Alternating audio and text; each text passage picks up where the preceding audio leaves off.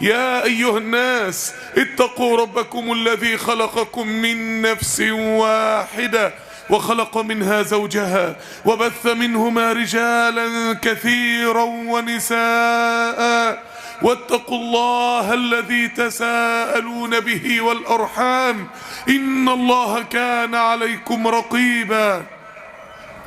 يا أيها الذين آمنوا اتقوا الله وقولوا قولا سديدا يصلح لكم أعمالكم ويغفر لكم ذنوبكم ومن يطع الله ورسوله فقد فاز فوزا عظيما. اللهم صل على الحبيب محمد وعلى أزواجه أمهات المؤمنين وعلى ذريته وآل بيته إنك حميد مجيد. اللهم صل وسلم وزد وبارك على حبيب قلوبنا وعلى طبيب قلوبنا وعلى شفيعنا يوم العرض عليك محمد صلى الله عليه وسلم في الأولين والآخرين وفي كل وقت وحين. اللهم صل وسلم وزد وبارك على حبيب قلوبنا محمد صلى الله عليه وسلم عدد قطر الأمطار وعدد ورق الأشجار وعدد مكاييل البحار وعدد ما أظلم عليه الليل وأضاء عليه النهار. اللهم صل على الحبيب محمد. اللهم أحينا على ملته. اللهم احشرنا في زمرته. اللهم يا ربنا ارزقنا صحبته في الفردوس الأعلى. اللهم امين. إخواني وأحبابي في الله، ما هو أكبر قاتل على وجه الأرض؟ ايه اكبر سبب لموت الانسان على وجه الارض؟ ممكن يكون الاسلحة الفتاكة والتسليح والقنابل والاسلحة النووية، لا، ممكن يكون الاوبئة والميكروبات والبكتيريا والفيروسات لا، ممكن يكون امراض القلب والتجلطات. ايه اكبر سبب للموت على وجه الارض؟ اكبر سبب للموت على وجه الارض هو الهم، هو الهم والغم والحزن. اكبر سبب للموت على وجه الارض مدى حمل الانسان الهم القاتل الصامت. اكتر سبب الناس بتموت بسببه هو الهم. مش بتكلم ان بس الناس بتموت بسبب حد ينتحر من الهم ولا حد، لا، الامراض اللي بتيجي بسبب الهم قاتل. قال تعالى، شوف الحزن ممكن يوصل الانسان لايه. وابيضت عيناه من الحزن. ابيضت يعني ايه؟ العينين فيها سواد وفيها بياض. اتطمست معالم العين لعد باين سواد من بياض. ربنا ما قالش وعميت عيناه، قال وابيضت عيناه. اتطمست معالم العين من الحزن وشدة البكاء فلم يعد يدرى فيها سواد من بياض. هو الحزن ممكن يوصل الانسان للدرجة دي. ربنا ما قالش وابيضت عيناه من البكاء، في بكاء فرح، في بكاء، انما هنا الحزن ممكن يوصل لايه؟ الهم ممكن يوصل لايه؟ قال تعالى ووضعنا عنك وزرك. قال يعني بعض المفسرين اي همك. ووضعنا عنك وزرك الذي انقض ظهرك. الذي انقض ظهرك. انقض، عارفين الانقاض؟ عارفين لما عمارة تنهار وتبقى شوية انقاض وتبقى شوية اطلال؟ الحمل ممكن يبقى تقيل على ظهر الانسان. الهم ممكن يبقى تقيل على ظهر الانسان. الغم ممكن يبقى تقيل على ظهر الانسان لحد ما الانسان ينهار، لحد ما يحول حياته الانقاض، لحد ما الحمل ينوء به ظهر الانسان. هو ممكن الانسان يوصل بسبب الهم والغم للدرجة ديت. ممكن الانسان يوصل بسبب الخوف لدرجة ايه؟ الانسان الخايف من اي حاجة، الخايف من الخوف، اللي عنده مرض خوف، اللي خايف من شيء، اللي خايف من تهديد، بيبقى عامل زي العصفور اللي جوه قفص والباب مفتوح. هو مش قادر يخرج من الخوف اللي جواه. عشان كده الخوف بيمنع الحياة مش بيمنع الموت، بيمنع ان الانسان يقدر يعيش. لدرجة ان الانسان بسبب المخاوف بيوصل لقول الله يحسبون كل صيحة عليهم. فاكر ان كل حتة ورمة طلعت في جسمه هتطلع سرطان. فاكر ان كل دوخة يبقى ورم في المخ. فاكر ان كل مشكلة يبقى بالتأكيد انا عندي مرض خطير، يبقى بالتأكيد هيحصل مصيبة. الانسان الخايف ده اشد انسان متعذب في الدنيا. الانسان اللي حتى لو مش خايف من الخوف، الانسان الخايف اللي عايش في الفوبيا بتاعت الخوف دي اشد انسان متعذب في الدنيا. انسان عايش في المصيبة قبل ما تقع. المصيبة لما بتقع ربنا لا ينزل المصيبة الا وينزل معها اللطف. فلا تنزل مصيبة على إنسان دون أن ينزل لطف الله مع المصيبة. إن مع العسر يسرا. فربنا بيلطف القلب، وزي ما يقولك ملطف للجلد، الجلد مولع تحط ملطف تلاقيك ما عدتش حاسس بالحرق اللي في الجلد. فلطف ربنا بينزل، يا نار كوني باردة، يبقى نار الابتلاء حواليك وانت قاعد في برد وسلام بلطف الله سبحانه وتعالى اللي لطف لك قلبك ونفسيتك والواقع والظروف. الانسان اللي عايش في خوف دخل نفسه في المصيبة من قبل ما تحصل، فمن قبل ما تحصل منزلش لطف الله، فعاش في مصيبة من غير لطف. ولو لم يخف، وحتى لو حصلت المصيبة هتحصل مع اللطف مش هيحس بيها. باتت عيون ونامت عيون في امور تكون او لا تكون. ان ربا كفاك بالامس ما كان، ان ربا كفاك بالامس ما كان، ان ربا كما يقول الامام الشافعي، ان ربا كفاك بالامس ما كان سيكفيك في غد ما يكون. الانسان الخوف ممكن يوصله لفين، الهم ممكن يوصله لفين، الحزن رب اني مسني الشيطان بنصب، النصب المعاناة، النصب العناء، النصب الاجهاد وعذاب. الانسان اللي عايش في هم او غم او حزن انسان عايش معذب، وده اكبر سبب للموت على وجه الارض. الثلاث مشاعر دول، الهم، الغم، الحزن. ايه الفرق بين الهم والغم والحزن؟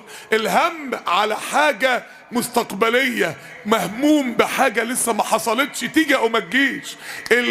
الحزن على حاجة ماضية، شيء الذكريات لا تفارقه، بحزين على اللي حصل، حزين على اللي خسره في حياته، حزين على الفرص اللي ضاعت، حزين على الاحباب اللي فقدهم، حزين.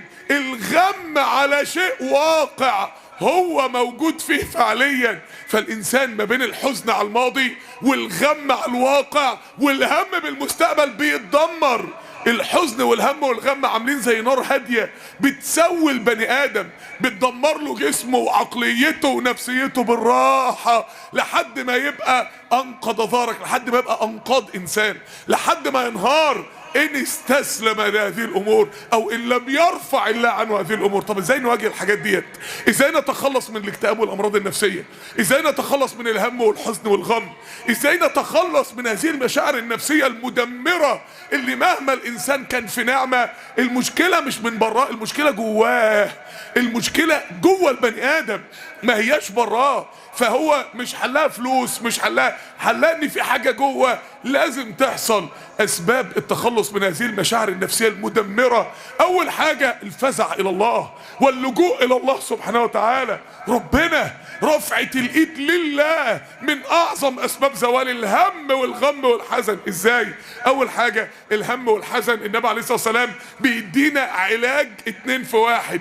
دواء عارفين المضاد الحيوي البرود سبيكترم كده واسع المجال اللي بيضرب كل انواع البكتيريا مره واحده، علاج النبي عليه الصلاه والسلام بيعطيه لمن اصابه الهم او الحزن، الهم بحاجه جايه او الحزن على حاجه فاتت. فيقول النبي صلى الله عليه وسلم فليقل الدعاء ده: اللهم اني عبدك وابن عبدك وابن امتك. خد بالك بقى، طلقات من مدفع اليقين. انسان عنده يقين فحصل له مشكله، حصل له دين مش عارف يسدد الدين ازاي، هيتحبس في شيك، عنده ازمه تجاريه، التجارة بتاعته بتقع، عنده مشكلة في بيته، عنده أزمة صحية، عنده أزمة نفسية، عنده مشكلة أيا ما كانت هي إيه. النبي قال له 5 طلقات من مدفع اليقين من قلبك.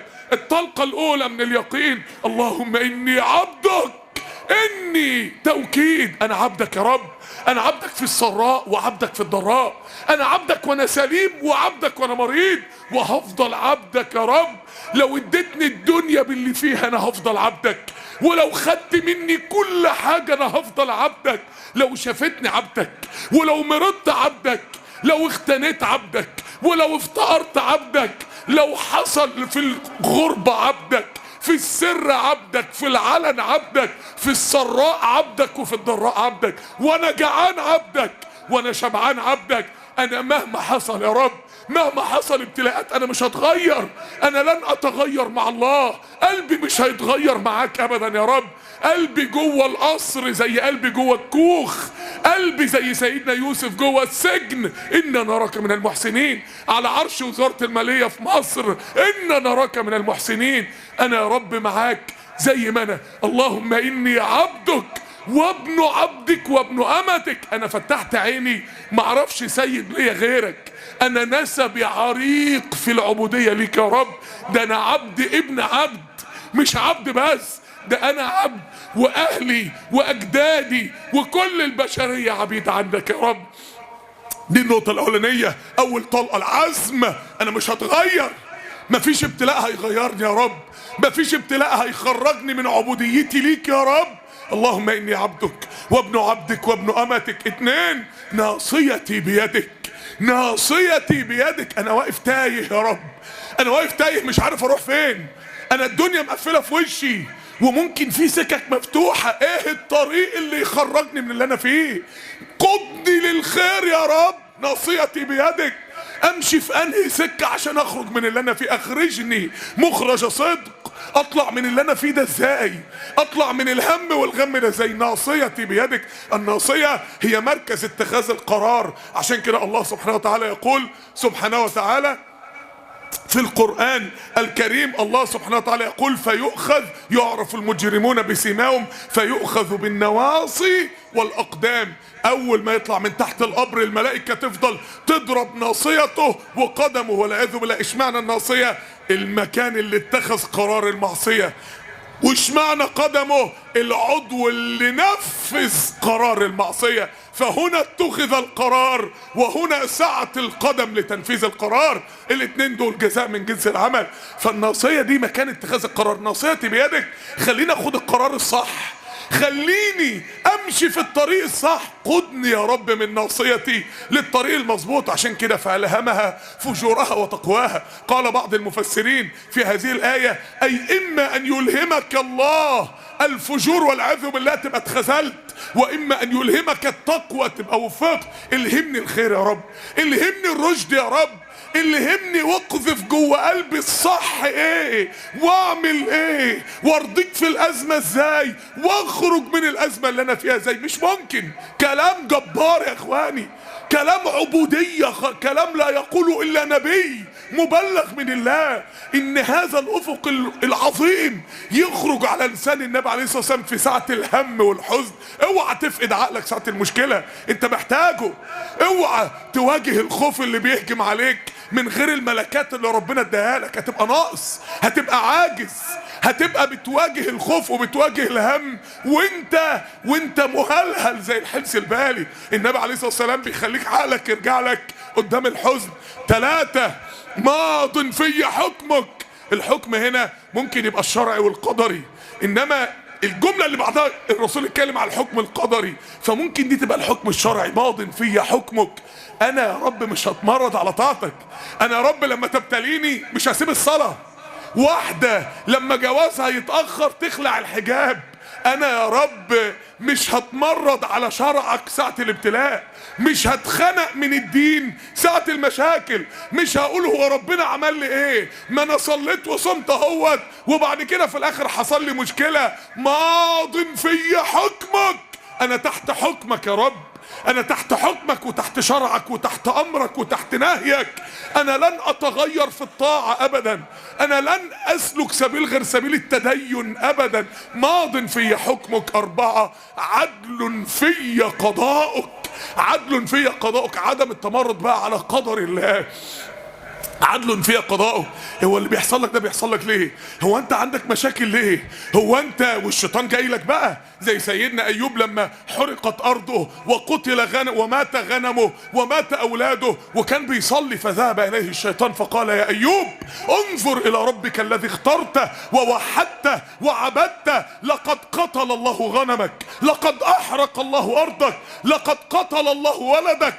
فقال ايوب دخلتها عريانا، وانا كان حلت حاجه اما جيت الدنيا، وانا كان معايا غنم، نزلت من بطن امي وانا معايا غنم، ولا معايا صك ملكيه ارض في ايدي، ولا معايا عيلين ولادي، دخلتها عريانا واخرج منها عريانا. لو هم ما سابونيش النهارده انا اللي كنت هسيبهم بكره. هي الدنيا كده، يا تسيبها يا تسيبك.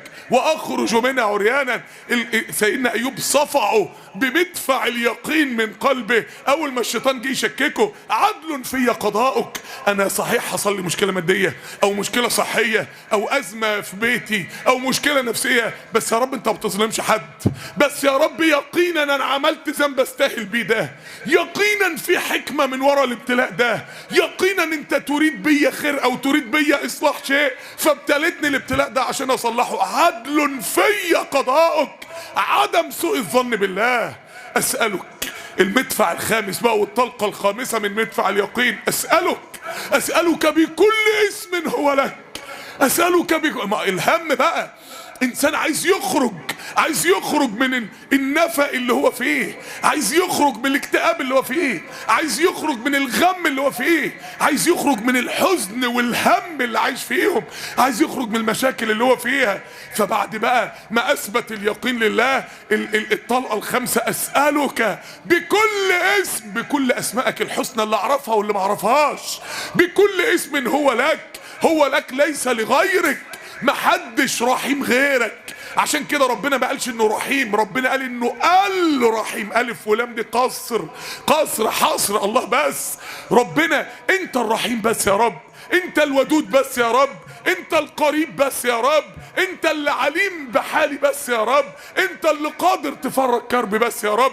اسألك بكل اسم، بكل اسم يعني باسم الله الرحمن طبعا، وباسم الله الجبار ايوه عشان يجبر كسري، باسم الله الودود ايوه، وباسم الله ذي انتقام ايوه عشان ينتقم من اللي دخلني في الهم ده وفي المشاكل دي. كل اسماء ربنا خير ليك لو انت مؤمن، كل اسماء ربنا في مصلحتك وفي عزك وفي رفعتك لو انت مع الله، سواء اسماء الترغيب او اسماء الترهيب، سواء اسماء الجمال او اسماء الجلال. اسألك بكل اسم هو لك، اجمال وبعد كده تفصيل بقى. سميت به نفسك في اي دين، في كل عالم من عوالم السماوات والارض، او انزلته في كتابك القرآن اسماء الله الحسنى في خواتيم الايات، او علمته احدا من خلقك السنة زي النبي عليه الصلاة والسلام او الملائكة او حملة العرش، او استأثرت به في علم الغيب عندك.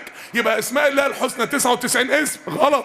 ليه؟ 99 اسم دي المسابقة اللي النبي عليه الصلاة والسلام تعبد الأمة بيها. اللي يقدر يعد 99 اسم من ربنا ويعرف معانيهم إن شاء الله يبقى من أهل الجنة. إنما أسماء الله لا حدود لها ولا حصر لها، ولكن ربنا أعلمنا منها ما يكفينا لتحقيق العبودية وما يكفينا للدخول على الله في أي نوع من أنواع المشاكل وفي أي ظرف من ظروف الحياة. ربنا ادانا أسماء من أسمائي، ولكن أو استأثرت به في علم الغيب عندك. عايز ايه بقى بعد كل ده؟ عايز ايه بعد كل ده؟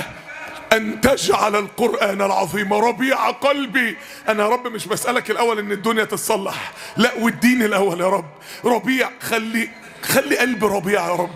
انا مش عايز يبقى جوايا خريف، مش عايز يبقى جوايا شتاء، مش عايز يبقى جوايا جليد، مش عايز يبقى جوايا هم. انا عايز يبقى جوايا فرحة، انا عايز يبقى جوايا جنة، انا عايز يبقى جوايا زي الدنيا وهي ربيع.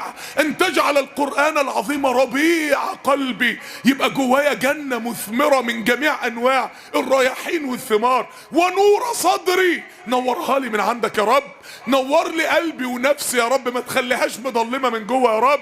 الربيع اصلا المطر اللي بينزل يخلي الارض جنة، المية. ونور صدري، النور. فيش مكان من غير مية ونور ينفع. المسجد ده لو ما فيش فيه لا مية ولا نور مين يقدر يصلي فيه؟ بيتك لو ما فيش فيه مية ونور مين يقدر يسكن فيه؟ القرآن هو المية والنور. وجلاء حزني وذهاب همي.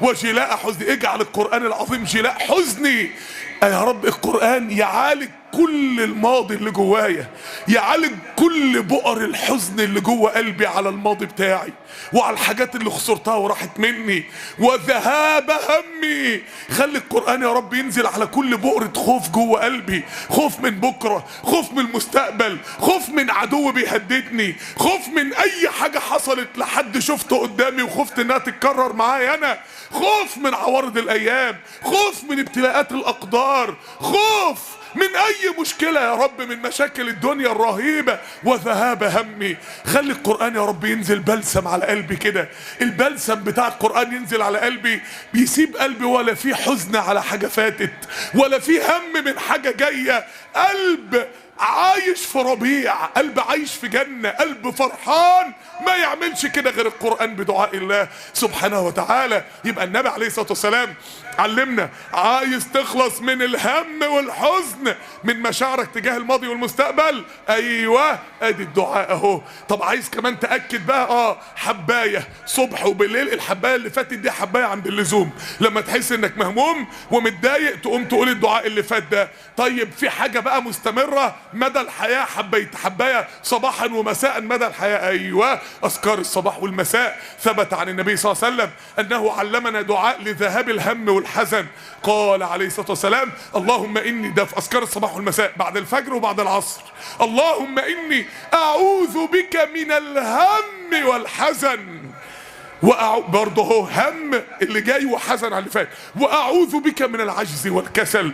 طب ايه اللي جاب العجز بعد الهم؟ لان الهم بيشل، لان الانسان اللي شايل هم مشلول. انت لو طالب لو شلت هم الامتحان فوق درجة معينة، لان في هم دافع للعمل وهم دافع للشلل. الهم لما بيزيد بيشل البني ادم، بدل ما يفكر يقعد مكانه مبطوط كده لحد ما يموت، بدل ما يقوم يذاكر يقعد محبط ما هي ضاعت خلاص، بدل ما ينزل يشتغل يقعد مكدود كده اهو. فالنبي استعاذ من العجز والكسل بعد الهم، لان الهم بيشل الانسان وبيشل طاقته، مش هيفيدك بحاجة. الهم مش هيفيدك بحاجة، قوم اشتغل، قوم صلح. اللهم اني اعوذ بك من الهم والحزن. يا سلام بقى لما ربنا يستجيب بقى وتلاقي قلبك كده وصدرك ايه راح منه الاحساس الرهيب اللي كان شلك ومقعدك ده. اعوذ بك من الهم. الناس شايله هم كل حاجه الايام دي، شايله هم الرزق وشايله هم الجنيه وشايله هم لقمه العيش. احد السلف يقول لو ان حبه الحنطه، حبايه القمح اللي بيتعمل منها رغيف العيش، لو ان حبه الحنطه صارت بدينار، دينار 4 جرام ذهب، يعني الوقت جرام الذهب بكام؟ يعني حوالي 2000 3000 جنيه كده. يعني لو بقت حبايه القمح، شوف بقى احنا عايزين كام 100 حبايه قمح عشان رغيف العيش الواحد، لو الحبايه بقت ب 3000 جنيه، لو ان حبه الحنطه صارت بدينار لما خفت على رزقي. الله اكبر. ليه؟ لان رزقي بيد الله سبحانه وتعالى. مش هخاف لانها بايد ربنا. هو ربنا عنده ال 3000 جنيه غاليين؟ هو اللي بيصرف على لقمة عيش ربنا، اللي بيأكلني ربنا. ربنا مش فارقة عنده حباية القمح بمليم ولا حباية القمح بمليون جنيه، مش فارقة. ما خلقكم ولا بعثكم إلا كنفس واحدة. قدرة ربنا يستوي فيها كل شيء، وغنى الله يستوي بعده كل عطاء، ورحمة الله يستوي معها كل عفو وكل تجاوز عن ذنب. الله صفاته فوق كل مشاكلك، ما تخافش، بس انت ارتكن الى الله، قوي الى الركن الشديد سبحانه وتعالى. عمر بن عبد العزيز وهو بيموت خليفة بقى عنده 12 ولد، فما سابلهمش حاجة من فلوس الخلافة، ما بينهبش فلوس دولة ولا أي حاجة، فأولاده فقراء، فقالوا له أوصي إلى أولادك قبل ما تموت كده قرار ملكي بس كده من الديوان الملكي لأولادك، أي حاجة بس كده، حاجة بسيطة، كل واحد مليون دينار ولا حاجة صغيرة كده من الحاجات الصغننة دي. فقال إن ولي الله الذي نزل الكتاب وهو يتولى الصالحين، إن كانوا صالحين فسيتولاهم الله. يقول أحد السلف فلقد رأيت أحد أبناء عمر بن عبد العزيز وهو ينفق 80 فرسا في الجهاد في سبيل الله، بيتبرع ب80 فرس للجهاد في سبيل الله. 80 فرس خيل حرب عسكري مش اي فرس. ولقد رأيت احد ابناء سليمان بن عبد الملك اللي ساب لاولاده بقى مال الدوله، احد ابناء سليمان بن عبد الملك، وهو يسال احد ابناء عمر بن عبد العزيز، هو بيستلف ولا بيطلب فلوس ولا بيطلب عطيه من احد ابناء عمر بن عبد العزيز، وهو يتولى الصالحين. هذا حق من الله سبحانه وتعالى. طب الغم بقى، طب انا الهم على اللي جاي والحزن على اللي فات، طب الغم بقى، انا دلوقتي مغموم، انا دلوقتي عندي واقع، انا دلوقتي جوه مشاكل فعليه، انا لا عندي ذكريات أليمة ولا عندي مشاكل خايف احسن تحصل، انا فعلا في مشكلة. قال تعالى: ونجيناه من الغم، نجيناه من الغم. طب حلوة قوي دي، ده في حاجة نجت سيدنا يونس من الغم اللي هي ايه؟ فنادى في الظلمات ان لا اله الا انت سبحانك اني كنت من الظالمين. يبقى الدعاء ده ينجي من الغم. يبقى زي ما خدنا دعائين كده للهم والحزن، خدنا دعاء للغم، عشان لما نقول يا رب احنا بنقول يا رب قصاد الثلاث مشاكل اللي فتكت بنفسية الناس ودمرت حياة الناس. لا اله الا انت سبحانك اني كنت من الظالمين. لا اله الا انت، الاول مفيش غيرك انت بقى. هو سيدنا يونس بيقول الدعاء ده فين؟ هو قام اتوضى وصلى ركعتين على سجاده الصلاه ورفع ايده بقى كده ايه بعد ما اتعشى بقى وفي سجاده الصلاه.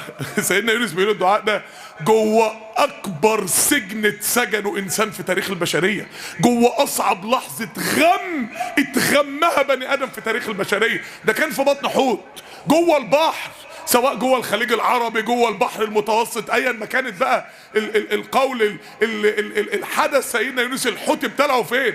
تخيل جوه المحيط الهادي، واحد جوه بطن حوت 3 ايام واقف يصلي ويستغيث بالله بكلمه واحده: لا اله الا انت سبحانك. شوف سبحانك بقى اللي طلع من بطن الحوت دي شكلها ايه؟ لا اله الا انت، مفيش حد يملك حاجه غيرك. انا هنا لو معايا واتس ولا سوشيال ميديا ولا انستجرام، مين اللي هيجيلي اصلا؟ ولا مين اللي هيحس بيا؟ ولا مين اللي هينقذ انسان في ظرف بالمنظر ده؟ لا اله الا انت سبحانك. سبحانك يعني ايه؟ مش انت يا رب اللي انا دلوقتي في مشكلة، مش انت يا رب ما ظلمتنيش، سبحانك. سبحانك يا رب انك تكون ظلمتني بالكرب اللي انا فيه ده. امال ايه اللي جابك هنا؟ اني كنت من الظالمين، انا اللي استاهل، انا اللي عصيتك، انا اللي خرجت من سبيل الدعوة بدون ما استأذنك يا رب، انا اللي سبت قومي وقررت تركهم لما اعرضوا بدون استئذانك، انا اللي عبقت عن حكمك علي بالدعوة اليك. اني كنت من الظالمين. انا زي الدعاء الاولاني: عدل في قضاؤك، انت ما ظلمتنيش، انا اللي جبته لنفسي بذنوبي او بغفلتي. النبي عليه الصلاة والسلام مر على قوم مبتلين، ناس بقى مثلا كده اما تعدي على بلد مثلا تلاقي كلهم بطنهم منفوخه، ربنا يحفظنا جميعا، وعندهم استسقاء وعندهم صفرة وكلهم الامراض مسكتهم وكلهم كبدهم وكلتهم فيها مشاكل. فالنبي اصلا مر على مش واحد مبتلى، قوم مبتلين. فقال النبي صلى الله عليه وسلم: اما كان هؤلاء يسألون الله العافية؟ هم دول ما عندهمش حاجة اسمها التحسب الابتلاءات اللي جاية بالدعاء لله. فأول سبب لرفع البلاء، أول سبب الدعاء والتوسل والربانية والوقوف على باب الله والتضرع إلى الله والدخول على الله من باب الأسماء الحسنى. أما كان هؤلاء يسألون الله العافية؟ انت سليم واللي قاعد جنبك مريض، هو انت فكرك ان المرض يعني مش هيجيلك في يوم من الايام؟ طب اعمل ايه؟ ادعو الله في الرخاء يذكرك الله بالغنى والشفاء في البلاء. استدفع الابتلاء من قبل ما انت تستنى ما الابتلاء ينزل وبعد كده تدعي. اعمل بيسموها البروفلاكسس، الوقاية. اوقي نفسك بدري، ابعد الابتلاء عنك من بدري، وقف حراس من بعيد كده واقفين يدفع بهم الابتلاء عنك. ايه الحراس دول؟ اما كان هؤلاء يسألون الله العافية. الدعاء والتوسل وحسن العلاقة بالله سبحانه وتعالى تدفع عنك ما لا تتخيله، تدفع عنك وقني واصرف عني شر ما قضيت. الدعاء قني واصرف عني شر ما قضيت. يا رب لو كان في مشكلة جاية كده، في مرض جاي، في ابتلاء جاي، في أزمة مادية جاية، في أزمة نفسية جاية، في ظالم هيتسلط عليا، في حاجة، قني واصرف عني. 2 قني واصرف عني شر ما قضيت. يا رب لو في اي حاجة تعمل لي مشكلة من بعيد بعيد كده يا رب، قني واصرف عني شر ما قضيت. قصة كبيرة جدا ان الانسان يفهم ازاي يتعامل مع الهم والغم والحزن بالربانية والتوسل الى الله. السبب الثاني من اسباب النجاة من الهم والغم والحزن، السبب الثاني هو الوقاية من اكبر سبب اصلا للهم والغم والحزن. ايه اكبر سبب للهم والغم والحزن؟ حب الدنيا والتعلق بالدنيا. ما هو دايما اقابل واحد انا جالي مرض نفسي، ليه يا ابني؟ انا خطيبتي وتعلقت بيها وبعد كده سابتني فانا دخلت في مرض نفسي. يبقى تعلق بواحده معينه. اي حد بقى يقول لك انا بقى، ما هي الدنيا كده يا اخوانا. ما هو ربنا قال لنا في 6236 ايه ان الدنيا هتسيبك، انت هتسيبها. انت مصدوم ليه؟ لكأنك فوجئت بايه؟ ما هي دي حقيقتها. كلنا ما بيفهمش الدنيا غير بعد سن ال40، بعد بقى ما بيلاقي فجأة مثلا والدته ماتت، وما كانش متخيل، هو بيحسب ان الدنيا هتكمل كده، وبعد كده ابوه مات، وبعد كده صاحبه انتيمو مات، وبعد كده هو فجأة مش عارف مرض بايه، في ايه، بيقعد يتجعز لحد ما في الاخر بس فهمتك يا عم. طب ما كنت تفهم من بدري، ده انت فهمت متأخر قوي. انت جيت تعرف حقيقة الدنيا، ما تعرف حقيقة الدنيا من القرآن، ما كنت تصدق ربنا من الاول بدل ما تكتشفها بالصدمات والخبطات اللي سابت ندب وشروخ عميقة جوه نفسيتك. ما تعرف حقيقة الدنيا. التعلق بالدنيا من اكبر اسباب الهم والغم والحزن، التعلق بالدنيا. حب الدنيا طريق ضلمة، اوله كده. قال رسول الله صلى الله عليه وسلم من اصبح، ده احنا لسه على صباحية ربنا اهو، لسه على الصبح اهو، لسه بنقول بسم الله الرحمن الرحيم. اصبح بيفتح عينه كده والدنيا همه، وفي رواية والدنيا نيته، ناوي اماله احلامه كلها دنيا صاحي عشانها. وفي رواية والدنيا همته، همة عزيمة تحدي إرادة، بس في الدنيا كل القصة بتاعته دنيا. من أصبح والدنيا، وفي رواية من أصبح والدنيا أكبر همه، من أصبح والدنيا همه فرق الله عليه شمله، شتات، يعيش مروش مشتت، مش عارف يركز، عنده مشكلة في كل حاجة، مشكلة في كل حاجة في حياته. فرق الله عليه شمله، وفي رواية فرق الله عليه ضيعته، وجعل فقره بين عينيه، زي اللي عينيه اتحولت على قلم محطوط ما بين عينيه كده، مش شايف غير نقطة النقص اللي عنده.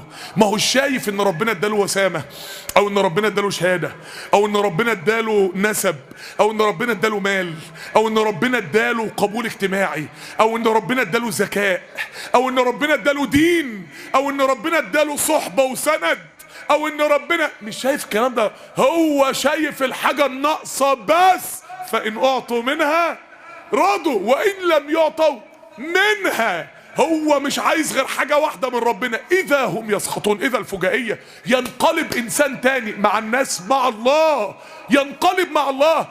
انسان هو قصته مع ربنا في نقطة واحدة، وجعل فقره بين عينيه. يبقى عنده ملايين ومش شايف غير المشكلة الصحية اللي عنده، يبقى عنده كل حاجة ربنا اداله ومش شايف بس غير ان هو معرفش ياخد شهادة معينة كان نفسه فيها، مش شايف غير النقص. ليه؟ مش بتحب الدنيا؟ يلا يا عم بقى شوف الدنيا عاقبة حبها ايه. ولم يأته من الدنيا الا ما كتب الله له فيها. وفي النهاية جري الوحوش غير رزقك مدحوش. ولم يأتيه من الدنيا يا ابن آدم لو إن رضيت بما قسمته لك أرحت قلبك، وإن لم ترضى فوعزتي، لا ده أثر من أثر بني إسرائيل، فوعزتي لأسلطن عليك الدنيا، أسلطن عليك الدنيا ترقد فيها كرقد الوحوش في البرية، ثم لا ينالك منها إلا ما قسمته لك وكنت عندي مذمومة. فأنت هتروح فين؟ إلى أين؟ ده بدايتها بس كده، من أصبح والدنيا همه بس. طب ونهايتها؟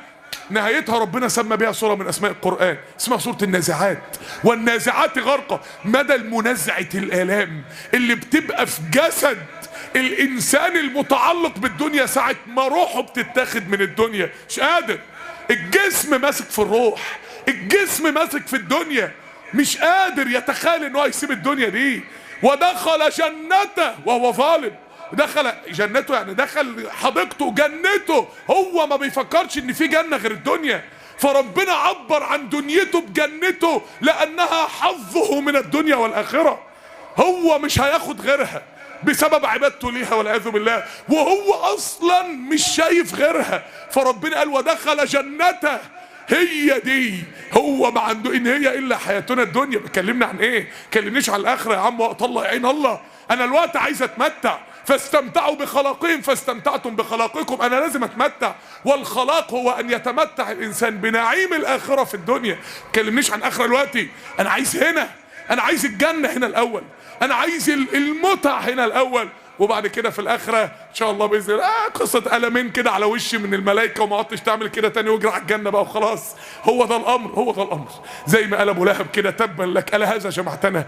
يعني لو كان موضوع يتعلق ببهايم، ولا يتعلق بان اسهم البورصه زادت، ولا يتعلق ان في سعر الحديد زاد، ولا يتعلق انت جمعنا عشان تقول لنا جنه ونار. جنه ونار مين يا عم؟ احنا فاضيين للكلام اللي انتوا بتقولوه ده. وهكذا الى ان ينتهي السوره بقول الله والنازعات غرقا. وما بينهما بقى، ما بين اصبح والدنيا همه، وما بين النازعات غرقا، ما بين مشهد البدايه والنهايه بتوع محب الدنيا، ما بينها قال تعالى لا تمدن عينيك. في ناس عينيها هتطلع من مكانها مع كل برج فخم، مع كل عربيه حلوه، مع كل واحده حلوه ماشيه جنب واحد، مع كل عينيها تطلع. لا تمدن عينيك الى ما متعنا به. متع، هو شايف قدامه ناس بتتمتع فعلا. ربنا قال ما متعنا به ازواجا. ازواجا دي بعض المفسرين قال يعني واحد ماشي كده شاب كده جميل وغني وراكب عربيه من هنا من هناك، وجنبه واحده ملكه جمال، مراته بقى معاه فلوس بقى وبيتقدم احسن حاجه يقدر يتقدم لها. فالمنظر ده يجي واحد فقير كده يبص كده، الا طب ما انا عايز كده انا كمان يا رب، انا عايز ابقى زي ده، وعايز اتجوز واحده زي دي، وعايز اركب عربيه زي دي. فربنا بيقول لا تمدن عينيك يا عم، والله ولا تسوى المنظر ده من اوله لاخره الى ما متعنا به ازواجا منهم. ليه ما يسواش؟ ليه؟ زهره الحياه الدنيا. شفت الزهره بتورد وتطلع ريحه يومين وبعد كده تدبل، كل ده هيدبل. لا احب الافلين، كل ده هيقفل، كل ده انت. زهرة الحياة الدنيا زهرة عمرها قصير، او ربنا جاب اقصر عمر لحاجة جميلة على وجه الارض. عمر الزهرة عمرها قصير قوي، الدنيا عمرها قصير، المتعة عمرها قصير قوي، الفرحة بالدنيا عمرها قصير قوي. هي الدنيا كده نكد. زهرة الحياة الدنيا لنفتنهم فيه. قال المفسرون لنفتنهم فيه اي لنعذبهم به.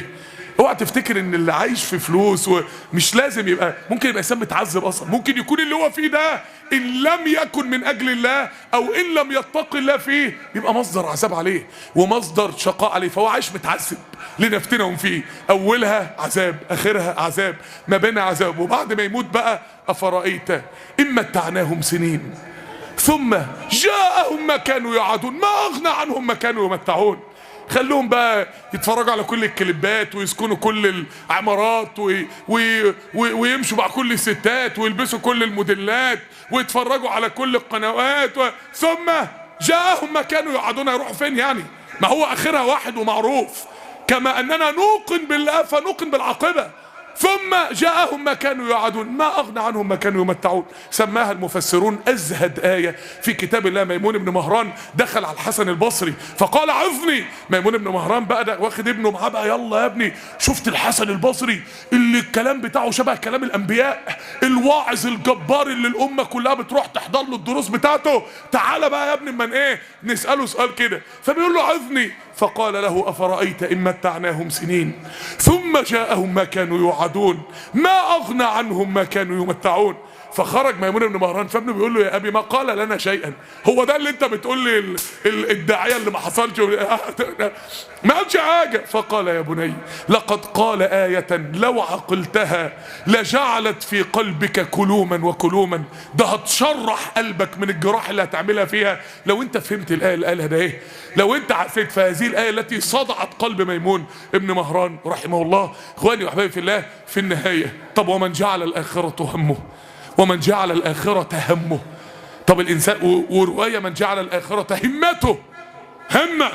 طب وفي النهاية من جعل الآخرة نيته. اللي صاحي ناوي بقى أنا النهاردة لازم أقرب من ربنا، انا النهارده كل حاجه هعملها حتى مع زوجتي، حتى مع اولادي، حتى في شغلي سارجو بها وجه الله. انا النهارده لازم اعبد ربنا وابقى انسان مقرب من ربنا. ومن اصبح والآخرة همه جمع الله عليه شمله. يبقى انسان ايه؟ راحة البال، مش مشتت. جمع الله عليه شمله وجعل غناه في قلبه. مش غناه في فلوس، ولا غناه جيبه في فلوس، ما بيفكرش اصلا جيبه في فلوس ولا لا، فكرش اصلا موديل العربيه اللي هو راكبها ايه، فكرش اصلا، حسبهاش اصلا. ليه؟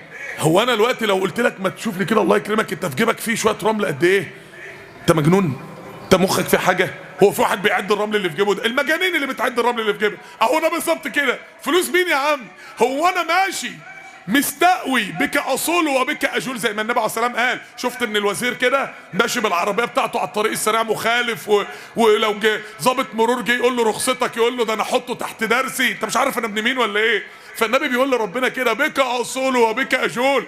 هم مش عارفين انا عبد مين ولا ايه؟ هم مستغربين انت بتعمل كده ليه؟ واقف في وش الدنيا وبتبعت لملك الروم تقول له اسلم تسلم، وبتبعت لملك الفرس ايه في ايه؟ مين اللي واقف وراك يعني؟ انت مالك عامل كده؟ فبيقول له ربنا بك اصول وبك اجول. مش عارفين ان انا عزتي بيك يا رب. زي موسى لما دخل على فرعون، سيدنا موسى دخل على فرعون كلموا عن الله كلام، ربنا الذي اعطى كل شيء خلقه رب. فهو يعني فرعون اتجعز، هو تقالوا ربهم ده يعني الملك اللي بعد الحاكم اللي بعده. قال فمن ربكما يا موسى؟ هو انت مين الحاكم اللي بقى؟ هو مش فاهم ان سيدنا موسى يتكلم عن الله الذي في السماء. فرعون اتجعز، انت مالك يعني فارد صدرك قوي كده ليه وانت داخل مطمن قوي كده؟ يقينا انت وراك حد جبار بقى، ملك من ملوك الاشوريين ولا ملك من ملوك الكنعانيين، ولا انت بالتاكيد في وراك حد سندك. فسيدنا ربنا الذي اعطى كل شيء. انت قصدك طب تعالى انتوا طلعتوا من النوعيه ديت، طب تعالى بقى ما نتعامل معاكم. الناس الذين لا يعرفون من هو الله فيعبدون الدنيا هم اللي بيخسروا في الاخر. ومن اصبح والاخره همه جمع الله عليه شمله. بدأها براحه بال وجعل غناه في قلبه. غناه في يقينه بالله. فهو مش الباقي ده بالنسبه له شويه رمل اصلا. سهله، نفسي في حاجه يا رب وهسعى ربنا لو رفعت حجرا لوجدته تحته ذهبا كما يقول عبد الرحمن بن عوف. واتته الدنيا، الله اكبر، مش واتاه المال، مش واتاه الرزق، واتته الدنيا باللي فيها تحت جزمته. ومش جرى وراه جري الوحوش ده اللي جت لحد عنده. واتته الدنيا وهي راغمه مناخرها في الرغام اللي هو التراب، الرغام التراب، وهي راغمه مناخرها في التراب، مذلوله مكسوره، مش جايه متنططه. ممكن واحد مراته زعلت منه قعد يصالح فيها ويسوق عليها المراسيل ويتودد لها، طب ارجعي وانا والله ما، فهي رجعت له، بس رجعت له وهي زلاه، رجعت له وهو ما يقدرش انت معاه. فممكن الدنيا بتيجي الواحد وهو اصلا بيبص ده ورجليها، انما دي جات له راغمه مكسوره تحت رجليه. ومن معاني الراغم في اللغه انهم لما كان يبقى في زمان جمل مستقوي بنفسه كده ومش راضي يسمع الكلام، يقوموا جايبين عاملين له خرم فتحه في الحاجز اللي ما بين فتحتي الانف، الحاجز اللي جوه ده حساس جدا، ويقوموا رابطينه بحبل منه، فيبقى الحبل مربوط من الحته الرهيبه في الالم دي، ويجروه منه. لو جه يحود يمين ولا شمال يقوموا شادين الحبل يتجنن من الالم، فيمشي على العجين ما يلخبطوش. اهو ده من معاني الراغم في اللغه، ان الدنيا جايه ما تقدرش انها تعصيه. واتته الدنيا، هو ده الذين سعوا وراء الدنيا الى اين ذهبوا. طب الذين سعوا الى رضا الله كانت نهايتهم مع الدنيا واتته الدنيا وهي راغمه. كانت نهايتهم مع الدنيا وخروا له سجدا. كانت نهايتهم مع الدنيا لفتحنا عليهم بركات من السماء والارض. كانت نهايتهم مع الدنيا يرسل السماء عليكم مدرارا. كانت نهايتهم مع الدنيا اعظم مما يتخيل اي احد، لانهم اختاروا الطريق الصحيح والسبيل الصحيح وهو سبيل الله. اقول قولي هذا واستغفر الله. الحمد لله وكفى، وصلاة وسلاما على عباده الذين اصطفى.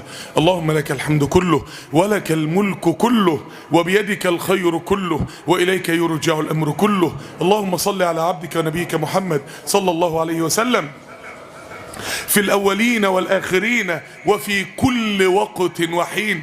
أما بعد، إخواني وأحبابي في الله، من أسباب ذهاب الهم والغم والحزن إن يكون لك صديق تعرف تتكلم معاه، إن يكون لك حد تعرف تتشاور معاه وتتكلم معاه. وإحنا عندنا في المجتمع بتاعنا يعني اللهم بارك، يعني حدش لاقي حد يتكلم معاه، لأن أصلا مفيش حد أصلا بيعرف ينشئ علاقة مع النبي عليه الصلاة والسلام. لما نزل له سيدنا جبريل والنبي تحير، مين ده؟ ايه الفجأة اللي جالي في المكان بتاع الغار ده وقال لي الكلام الغريب اللي قاله لي ده وسابني ومشي؟ ده جن؟ لا، مش ممكن يكون جن. طب انس؟ مستحيل طبعا. طب ملك؟ طب لو ملك من عند ربنا يعني انا هبقى نبي؟ طب ما قاليش ليه؟ النبي عليه الصلاه والسلام كان هيموت عليه الصلاه والسلام، يعني بيصف الحاله اللي وصل لها النبي عليه الصلاه والسلام. فرجع يرجف بها فؤاده، قلبه بيترجف من اثر الخمس ايات بتوع سوره اقرا ومن الهول الموقف اللي هو فيه عليه الصلاه والسلام. اول ما جري على مين؟ على السيده خديجه. النبي كان صاحب ابو بكر، انما ما جراش على صاحبه، جري على مراته، جري على مراته عليه الصلاه والسلام. انت مراتك من النوع اللي انت لو عندك مشكله هتجري عليها؟ طب لو في واحده بقى سمعانه، انت لو جوزك عنده مشكله هيجري عليكي؟ طب سيبك بقى من مراتك وجوزك، انت عندك حد لو حصل لك مشكله تجري عليه؟ انت عندك حد لما يحصل لك مشكله تقعد تتناقش معاه فيها؟ عندك حد؟ انت اصلا انشأت علاقه باي شاب من الشباب اللي قاعد معانا. ربنا لما اتكلم عن الزوجه قال وصاحبته يعني دي صاحبتك. انت قبل ما بتتجوز واحده تبقى يعني للامور الجسديه، انت بتتجوز واحده تبقى صاحبتك في الدنيا. انت انشأت العلاقه دي مع زوجتك. طب انت انشأتها مع حد من اصحابك؟ طب انت سيدة خديجه لما النبي عليه الصلاه والسلام اشتكى لها عليه الصلاه والسلام، خدته قالت له كلا والله لا يخزيك الله ابدا، انك لتطعم المسكين وتحمل الكل وتقري الضيف وتصل الرحم وتعين على نوائب الحق وتكسب المعدوم. هلم بنا الى ورقه بن نوفل، وخدته واتحركت وراحت لورقه بن نوفل.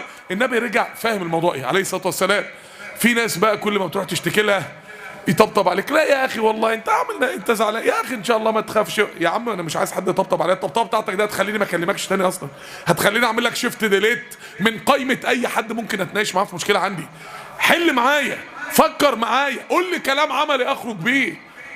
انما الاساس انت اصلا عندك صاحب صدق بجد، عندك حد بجد لما تقع في مشكله تتناقش معاه وتتكلم معاه. انت لازم اللي انت عايزه يبقى معاك كده انت تبقى معاك كده، انت نفسك تبقى الاول كده مع اللي قدامك عشان اللي قدامك يبقى معاك كده. من اسباب علاج الهم والغم كثير من الناس اللي تعرضت للهم والغم والامراض النفسيه والفوبيات وامراض الرهاب والاكتئاب والتوتر، لما جالها الامراض دي في الفتره دي كانت لوحدها، كانت عايشه لوحدها. ما تعيش لوحدك، عيش مع ناس صادقه، ما تعيش دماغك يعني وحشه، ما تعيش ساذج، ما تزعلش مني، ما تعيش عبيط. اللي حواليك اصحاب الملذه بس واصحاب الجو الحلو بس، وساعه ما تقع في مشكله ما تلاقيش حد يقف معاك، ما تلاقيش حد يتناقش معاك، ما تلاقيش حد يسيب نفسه عشان يقعد يتكلم معاك. صاحب ناس بجد انت قلبك عليهم وهم قلبهم عليك. اختار صح، طول ما انت في طريق ربنا اختار صح، ما تختارش غلط. ساعة ما تقع في أزمة من أكبر المشاكل بعد إن الواحد ما بيقولش يا رب وبيهرع إلى الله، من أكبر ما إن الواحد ما بيلاقيش حد يتكلم معاه، بيلاقيش حد يشتكي ليه. من أسباب الهم والغم والحزن أو من أسباب علاجها عبادة الله سبحانه وتعالى. قال تعالى إن الإنسان خلق هلوعا. هلوع، عارف المرعوب المفزوع، إذا مسه الشر جزوعا وإذا مسه الخير منوعا. ده واحد راكب المرجحة يا عينش، ده حاجة مفيش خالص، مفيش أي ثبات نفسي ولا أي ثبات انفعالي. مع أقل مشكلة يتجنن، مع أقل خير يتجنن. واحد نفسيته وحشة جدا، ده مؤهل إنه يعيش مدمر نفسيا مع مشاكل الحياة. إلا المصلين الذين هم على صلاتهم دائمون. من أسباب علاج الهم والغم والحزن القناعة. قال تعالى ولو شاء ربك لجعل الناس أمة واحدة ولا يزالون مختلفين. قال بعض المفسرين مختلفين ما بين الغنى والفقر، واحد غني وواحد فقير، هتفضل الدنيا كده إلا من رحم ربك. طب يعني ايه لما رحم ربك؟ قالوا أي بالقناعة، يعني اللي ربنا رحمه مش اللي ربنا اداله الفلوس، ولا اللي ربنا رحمه اللي ربنا خد منه الفلوس. امال اللي ربنا رحمه مين؟ اللي ربنا اداله الرضا، اللي ربنا قنعه بما اتاه. هي دي الرحمة بتاعت الدنيا. فرحمة الآخرة الجنة، ورحمة الدنيا القناعة والرضا. فاللي ربنا رحمه لا هو اللي خلاه سليم ولا هو اللي خلاه مريض، لا هو اللي خلاه غني ولا هو اللي خلاه فقير، لا هو اللي خلاه معاه دكتوراه وبورد امريكا وزماله بريطانيه، ولا هو اللي خلاه ما خدش ابتدائيه. امال مين اللي ربنا رحمه؟ لا هو اللي اداله الزوجه الجميله والاولاد الكثيرين، ولا هو اللي حرمه من ده. اللي ربنا رحمه هو اللي ربنا اداله الرضا والقناعه. هذه هي جنه الدنيا، وهذه هي رحمه الدنيا، هي رحمة الدنيا. اخواني واحبابي في الله، قضية الهم والغم والحزن قضية خطيرة جدا. اكبر قاتل على وجه الارض، اكبر سبب للموت على وجه الارض، اكبر سبب لنكد المعيشة والعياذ بالله على وجه الارض. قلنا السبب الاول، قلنا العلاج الاول التوسل الى الله. اما كان هؤلاء يسألون الله العافية، التوجه الى الله، دعاء لا ادعيه. ما فيش سبب من الثلاثة دول الا والنبي عليه الصلاة والسلام اداك الدعاء ودعاء ودعاء وادعية في علاجه. احفظ الكلام ده وواجه الحياة بيه عشان ما تندمش. لو العصاية بتاعت نفسيتك اتكسرت مش هتعرف ترجعها تاني. هي الوقت ممكن مشروخة، هي الوقت ممكن مضغوط عليها، انما لو اتكسرت ربنا يحفظنا ويعافينا سنين على ما ترجع سليمة تاني. كسر العظم بياخد شهور على ما يتصلح، ولكن كسر النفسية ممكن ياخد سنين وممكن لا يلتئم الا بالموت. فخد بالك، خد بالك ان الجبس بتاع النفسيات غير الجبس بتاع العظم. خد بالك من نفسيتك كويس قوي وحافظ عليها بالدعاء والتوسل الى الله. الحاجة التانية بكثرة العبادة، الا المصلين الذين هم على صلاتهم دائمون. الحاجة التالتة بان همك يبقى الاخرة. الدنيا جت، الدنيا راحت، ولا في دماغك اصلا، وفي النهاية اتته الدنيا وهي راغمة. ده في النهاية. الحاجة الرابعة انك انت صاحب ناس نظيفة، ما تعيش في وهم الصحبة.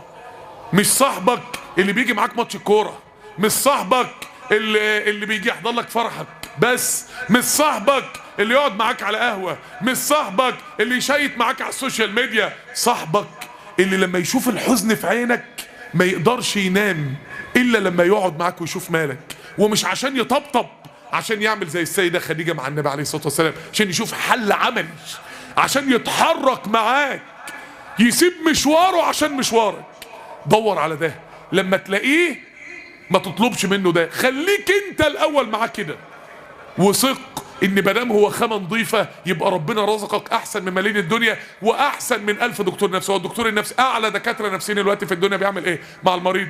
يقول له انا هقعدك مع حد في المعالج النفسي يتكلم معاك عشان ترتاح. يبقى الصاحب الوفي ده بقى تدفع له كام؟ شوف انت بقى لو رحت خدت كورس علاج عند معالج نفسي عشان نفسيتك ترتاح هتدفع فيه كام؟ صاحبك بقى اللي بيكلمك ده فضله عليك ايه؟ اعرف قيمة الناس واعرف يعني ايه صاحب، وما تعيش في الوهم من اجل ان يشفينا الله. اللهم يا ربنا اجعل القرآن العظيم ربيع قلوبنا ونور صدورنا وجلاء احزاننا وذهاب همومنا. اللهم انا عبيدك بنو عبيدك بنو امائك نواصينا بيدك ماض فينا حكمك عدل فينا قضاؤك. نسألك بكل اسم هو لك سميت به نفسك أو أنزلته في كتابك أو علمته أحدا من خلقك أو استأثرت به في علم الغيب عندك أن تجعل القرآن العظيم ربيع قلوبنا ونور صدورنا وجلاء أحزاننا وذهاب همومنا. اللهم إنا نعوذ بك من الهم والحزن، نعوذ بك من الهم والحزن، نعوذ بك من الهم والحزن، ونعوذ بك من العجز والكسل، ونعوذ بك من الجبن والبخل، ونعوذ بك من غلبة الدين وقهر الرجال. لا إله إلا إلا أنت سبحانك إنا كنا من الظالمين. لا إله إلا أنت سبحانك إنا كنا من الظالمين. لا إله إلا أنت سبحانك إنا كنا من الظالمين. سبحانك اللهم وبحمدك أشهد أن لا إله إلا أنت أستغفرك وأتوب إليك.